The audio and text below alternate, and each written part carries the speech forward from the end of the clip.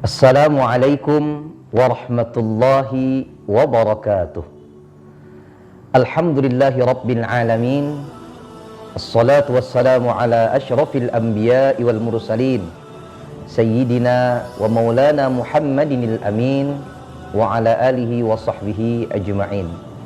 Subhanaka la ilma lana illa ma 'allamtana innaka antal alimul hakim.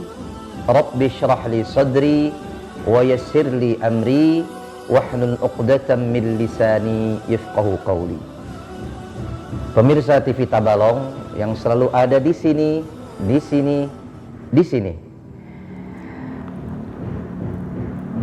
Allah berfirman dalam Al-Qur'an, "Wasta'inu bis-sabri was-salah."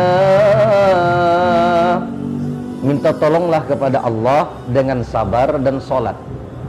Tadi segmen sebelumnya kita sudah berbicara tentang sabar.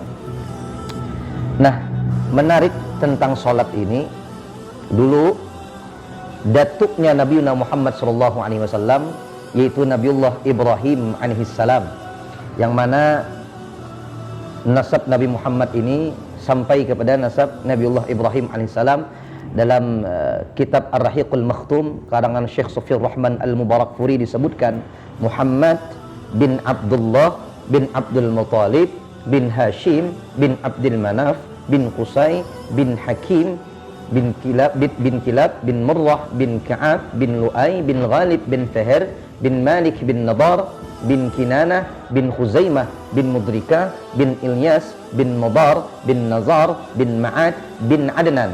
Sampai kepada Adnan ini para ulama, sampai dari Adnan sampai ke Nabi Ismail ini ada kurang lebih 40 orang, sampai Ismail bin Ibrahim alaihi wassalam.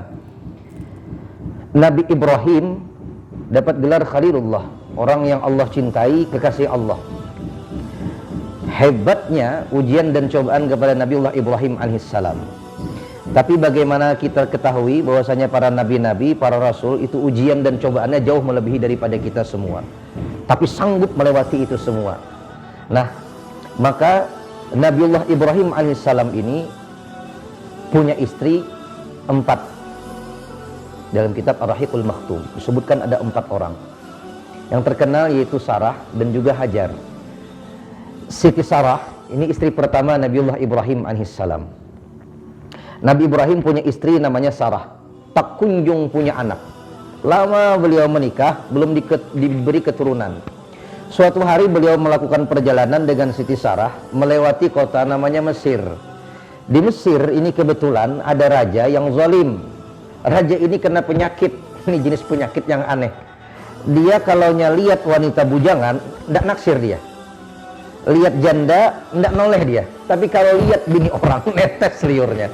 Ini raja ini ada kelainan. Maka Nabi Ibrahim tahu ini. Maka ketika lewat di negeri Mesir tersebut, kata Nabi Ibrahim, "Wahai istriku Sarah, nanti ketika kita lewat pintu gerbang Mesir ini, kau jangan ngomong istriku.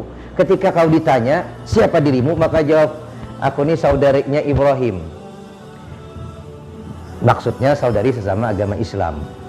Inilah dusta Nabi Ibrahim, yang sebetulnya tidak dusta. Ini juga sebetulnya tidak dusta. Tapi Nabi Ibrahim walaupun melakukan ini, beliau bingung di akhirat nanti. Kata beliau, aku takut nanti kepada Allah bagaimana mempertanggungjawabkan bohongku yang sebetulnya tidak bohong ini. Bayangkan Nabi Ibrahim itu cuma 3 kali saja di dunia pernah berbohong. Tapi beliau bingung ketika menghadapi Allah nanti di akhirat. Sedangkan kita ini sehari 50 kali bohongnya, tidak pernah pusing menghadapi Allah. Ini Nabi Ibrahim nih. Maka ketika lewat di pintu gerbang itu, setelah ditanya, siapa kau nih? Saya ini saudarinya Ibrahim. Jawabannya, dusta lo koneknya. Bohong nih, tak mungkin lah. Maka ditangkaplah Siti Sarah, dibawa ke hadapan raja. Na'udzubillah. Raja yang zalim ini langsung ingin memperkosa Siti Sarah. Terlepaslah cadarnya Siti Sarah. Luar biasa, saking cantiknya Siti Sarah, ketika terlepas cadarnya, stroke rajanya nih. Jadi Masya Allah, saking cantiknya Siti Sarah itu bikin raja stroke. Luar biasa. Kalau Nabi Yusuf itu tangan perempuan teriris-iris, kalau Siti Sarah tuh saking cantiknya stroke raja. Kira-kira ada nggak di Tabalong nih saking cantiknya perempuan stroke laki-laki melihat? Ini Siti Sarah nih. Maka akhirnya si raja ini lumpuh dan minta doa kepada Siti Sarah. Sarah, tolonglah doakan aku agar sembuh. akan kulepaskan kau dengan suamimu Ibrahim. Maka Siti Sarah berdoa kepada Allah, sembuhlah si raja ini. Maka dilepaslah Siti Sarah, diberikanlah hadiah seorang wanita yang namanya Hajar. Nah, inilah pertemuan pertama Nabi Ibrahim dengan Siti Sarah bertemu dengan Siti Hajar, yang nanti akan menjadi istri Nabiullah Ibrahim alaihissalam. Maka akhirnya dibawalah Hajar ini. Maka karena tak kunjung punya anak, Siti Sarah ini menyampaikan kepada suaminya Ibrahim alaihissalam, suamiku, dah lama kita menikah nih, tapi tak kunjung punya anak. Nikahlah kau dengan Siti Hajar, nikahlah kau. Kata Nabi Ibrahim, hendaklah, cukup dirimu saja sebagai istriku. Nikahlah, kata Siti Sarah. Enggak, kata Nabi Ibrahim. Nikahlah, kata Siti Sarah. Enggak, kata Nabi Ibrahim. Itu Ibrahim Bahari. Kalau Ibrahim sekarang belum ditawari, sudah menyambar. Maka karena dipaksa dan didesak terus, kata Nabi Ibrahim, kalau begitu okelah, kau yang carikan wahai istriku. Kata Siti Sarah, tidak perlu jauh-jauh, kita cari orang yang sudah kita kenal saja, Hajar. Maka nikahlah Nabi Ibrahim dengan Siti Hajar. Setelah menikah, Allah karuniai anak, hamil Siti Hajar, dikaruniai seorang anak yang bernama Ismail alaihissalam. Setelah lahir Ismail alaihissalam, maka Siti Sarah ini ada kecemburuan di dalam hati. Ini istri muda ini, nikah langsung punya anak aja ini. Maka Allah tahu itu, Allah perintahkan kepada Nabi Ibrahim, Ibrahim, bawa anak dan istrimu, Siti Hajar dan anakmu Ismail itu, bawa meninggalkan Palestina, bawa ke Mekah. Maka dibawalah Siti Hajar dan anak beliau yang baru lahir Ismail alaihissalam, dibawa ke Palestina, ke Mekah, pakai unta dan perbekalan yang secukupnya. Sampai di Mekah, ketika sampai di Mekah, diletakkanlah Siti Hajar dan Nabi Ismail ini oleh Nabi Ibrahim, diletakkan pula perbekalan yang beliau bawa mulai Palestina. Beliau tinggalkan Siti Hajar dengan Ismail di suatu tempat yang tandus, ditinggalkan oleh Nabi Ibrahim. Menangislah Siti Hajar, wahai suamiku, kau tinggalkan kami di tempat yang seperti ini. Diam Nabi Ibrahim alaihissalam. Ditanya lagi sama Siti Hajar, apakah kau tinggalkan kami di tempat seperti ini? Diam lagi Nabi Ibrahim, apakah kau tinggalkan kami di tempat seperti ini? Nabi Ibrahim tidak sanggup menjawab. Tapi ketika Siti Hajar bertanya, apakah Allah yang perintahkan kau meninggalkan kami? Maka jawab Nabi Ibrahim, iya.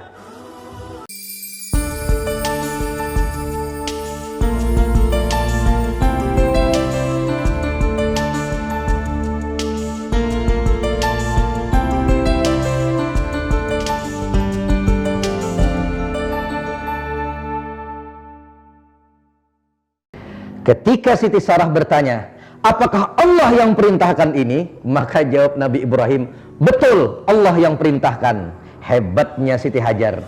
Setelah mendengar perintah Allah, Siti Hajar lepas itu Nabi Ibrahim. Silahkan engkau tinggalkan wahai suamiku. Tak mungkin Allah cuma meninggalkan kami berdua saja. Pasti Allah akan menolong kami. Ini imannya Siti Hajar. Pemirsa TV Tabalong yang selalu ada di sini, di sini, di sini. Lalu bagaimana yang terjadi? Ditinggalkanlah Siti Hajar dan Ismail oleh Nabi Ibrahim. Sampai di suatu bukit, Nabi Ibrahim memandang kepada Siti Hajar dari kejauhan. Naluri seorang ayah bicara. Ayah mana yang tidak sayang kepada anak dan istrinya, apalagi anak yang masih kecil ini. Maka Nabi Ibrahim memandang dari balik bukit. Apa yang dikatakan Nabi Ibrahim? Namanya pun Ibrahim, Abun Rahim, ayah yang sangat penyayang.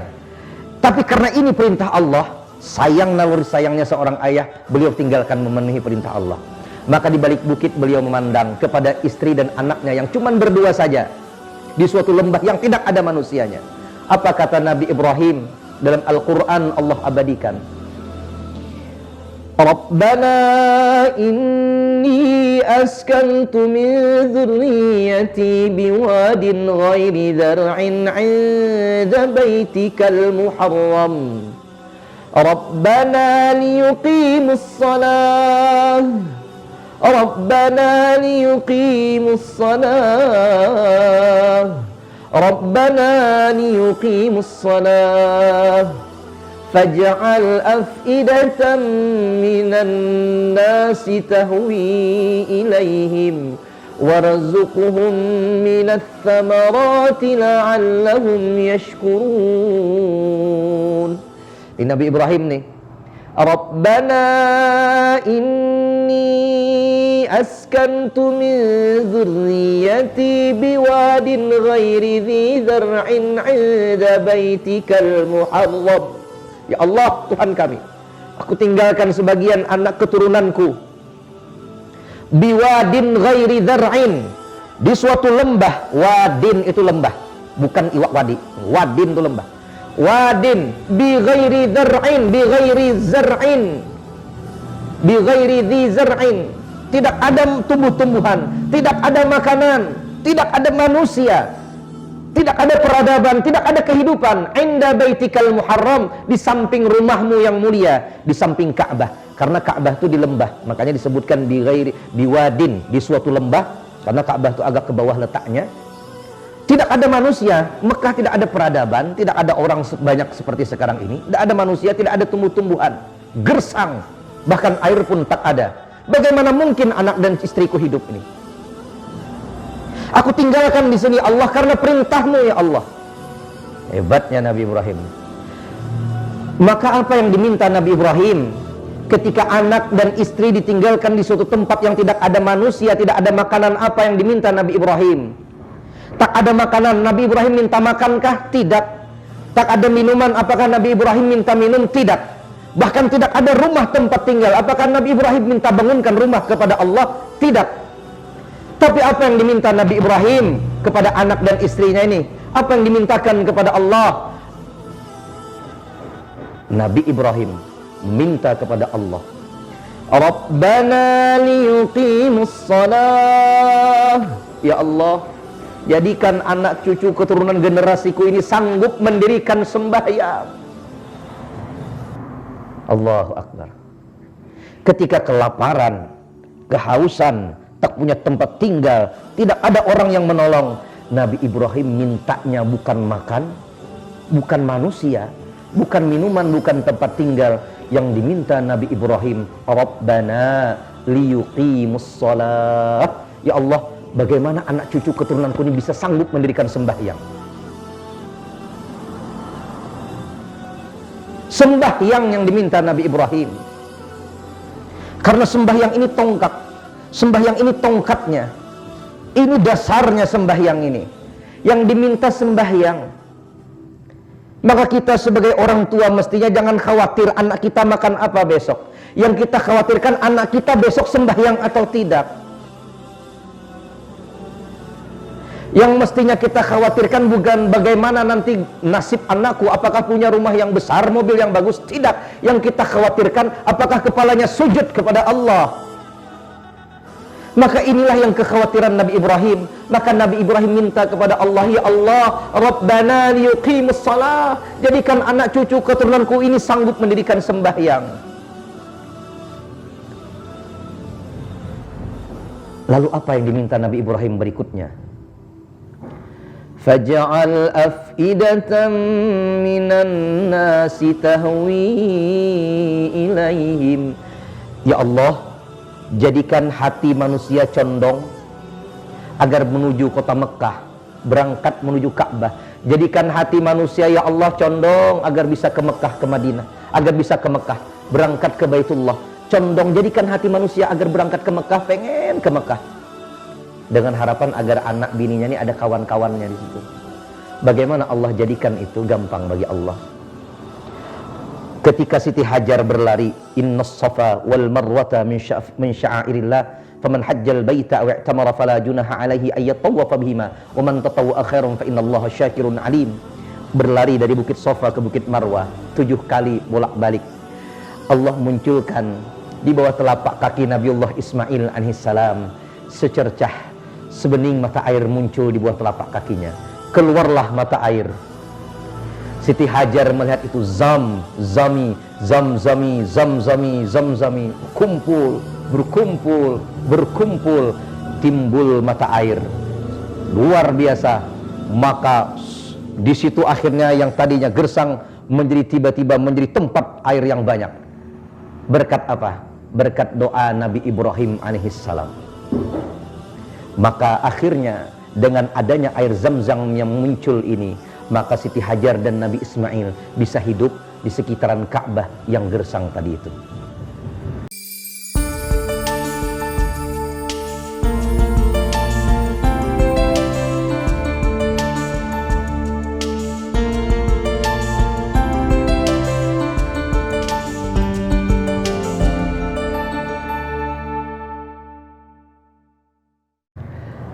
Maka setelah itu, ketika air Zam-Zam itu muncul, maka kabilah Arab dari kejauhan melihat di padang pasir yang luas ada burung berputar-putar. Nah, mereka melihatnya, orang Arab sudah tahu kalau ada burung yang berputar berarti ada sumber mata air di bawahnya.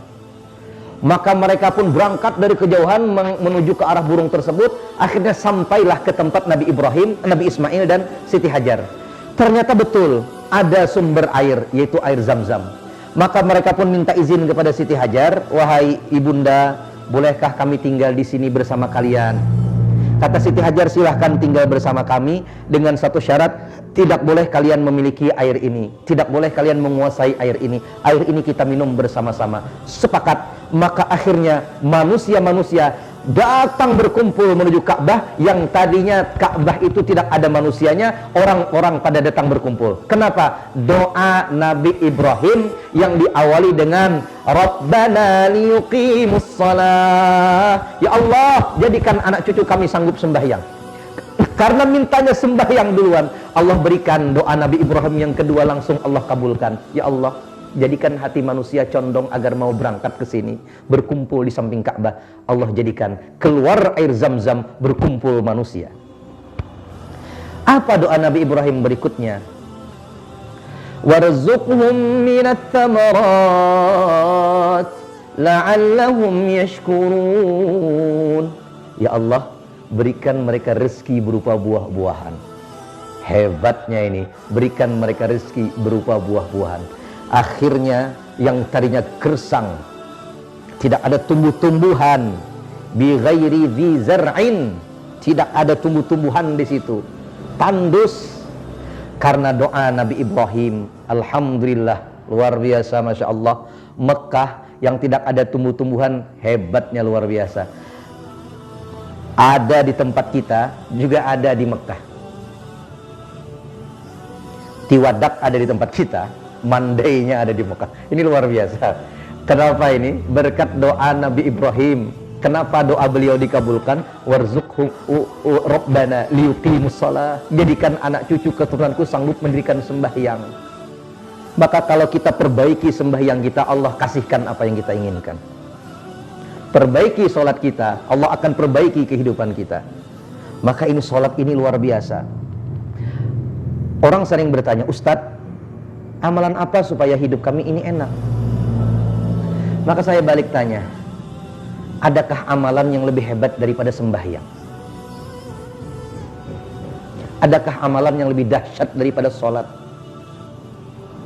Ketika Allah perintahkan ini langsung melewati langit, 7 lapis langit. Ketika Allah perintahkan ini tidak lewat perantara malaikat Jibril, tapi langsung bertemunya Nabi Muhammad SAW dengan Allah Subhanahu wa Ta'ala. Sang pencipta bertemu dengan ciptaan yang paling luar biasa. Perintah ini diberikan langsung. Maka ketika kita ingin hidupnya enak, ketika kita ingin hidup ini baik, perbaiki sholat kita. Ketika kita ingin hajat-hajat kita dikabulkan Allah, maka tundukkan kepala kita, sujud kepada Allah Subhanahu wa Ta'ala. Maka lihatlah Nabi Ibrahim, ketika anak kelaparan dan kehausan, istri kelaparan dan kehausan, beliau tidak minta makan terlebih dahulu, tapi beliau minta Rabbana liyuqimus shalah, salat. Nabi Muhammad SAW, paman beliau meninggal, Abu Talib. Istri beliau meninggal, Sayyidah Khadijah Al-Kubra. Paman meninggal, istri meninggal, pergi ke Taif. Di Taif dilempari sampai berdarah Nabi Muhammad SAW. ketika berdarah, diusir, istri meninggal, paman meninggal, apa yang diberikan Allah kepada Nabi Muhammad? Allah berikan Isra wal Mi'raj, pulangnya apa yang dikasih? Salat. Maka ketika hidup ini terasa sempit, hidup ini kena ujian dan musibah, salatlah. Saya ingat ada di rumah sakit, ada orang yang di daerah Jeddah. Cerita ini di Jeddah, Saudi Arabia. Ada orang yang kakinya ini, dia lumpuh, tak bisa jalan lagi. Bahkan di kakinya ini sampai dipasang besi, beberapa besi. Banyak ditusuk-tusuk, bahkan besinya kelihatan. Ketika datang ulama di situ mendoakan kepada orang tersebut, semoga Allah memberikanmu kesabaran dan kesehatan. Apa kata yang sakit ini? Wahai Syekh, mestinya engkau doakan kepadaku agar aku bersyukur mendapat musibah seperti ini. Bagaimana mungkin, kata Syekh, minta bersyukur? Karena kata orang ini, setelah aku diuji Allah macam ini, kakiku tidak bisa jalan lagi, saat inilah aku semakin dekat kepada Allah Subhanahu wa ta'ala. Salatku tambah rajin, ibadahku makin rajin, baca Al-Qur'anku makin rajin, bahkan aku sekarang hafal 30 juz Al-Qur'an. Masya Allah, Allahu Akbar. Maka salatlah. Salatlah. Kalau ingin hidup kita enak, ingin hidup kita baik, perbaiki salat kita. Inilah yang diajarkan oleh nabi-nabi kita terdahulu. Inilah yang diajarkan oleh orang-orang saleh, para ulama-ulama kita. Salatlah. Awwalu ma yuhasabu bihil abdu yaumal qiyamah as-salah. Amal pertama yang dihisab pada hari kiamat adalah sembahyang. Sebanyak apapun sedekah kita, sehebat apapun puasa kita, tapi tidak sembahyang, hancur amal kita ini semuanya. Maka sholatlah, perbaiki sholat kita, ajak anak-anak kita sholat, ajak istri-istri kita sholat, ajak keluarga kita sholat, hidupkan masjid, hidupkan musola, biar kita tahu, biar Allah tahu kita sebagai hambanya yang bersyukur kepada Allah Subhanahu wa ta'ala. Maka sholatlah. Maka konteksnya bagaimana Nabi Ibrahim dan Nabi Muhammad selamat, sukses dunianya, sukses akhiratnya dengan cara menjaga sembahyangnya. Pemirsa TV Tabalong yang dimuliakan Allah Subhanahu wa ta'ala, maka terakhir saya sampaikan, sembahyang Nabi Muhammad ketika sedang kecapean, beliau berkata, "Kum ya Bilal, kum, berdiri wahai Bilal, arihna bis shalah, istirahatkan kami dengan sembahyang." Jadi sahabat Nabi, Nabi Muhammad dan para sahabat itu sembahyang merupakan istirahatnya. Arihna bis shalah, lapangkan kami dengan salat. Ternyata dengan salat ini merasa lapang. Berbeda dengan kita ketika salat merasa terbebani. Lapangnya kita ketika selesai salat. Lapangnya kita ketika selesai salat tarawih, itu merasa lapang. Berbedalah pangkat kita dengan Nabi dan para sahabat. Mereka ketika sholat merasa lapang dan istirahat di dalam sholatnya. Mudah-mudahan Allah tanamkan rasa cinta, rasa perhatian, rasa ingin, rasa khusyuk kita di dalam sembahyang ini. Dan mudah-mudahan Allah jaga kita dan keturunan kita semuanya agar selalu taat dalam ibadah kepada Allah Subhanahu wa ta'ala. Rabbana hab lana min azwajina wa dzurriyyatina qurrata a'yun waj'alna lil muttaqina imama. Terima kasih atas perhatian. Mohon maaf terdapat kesalahan dan kekhilafan. Assalamualaikum warahmatullahi wabarakatuh.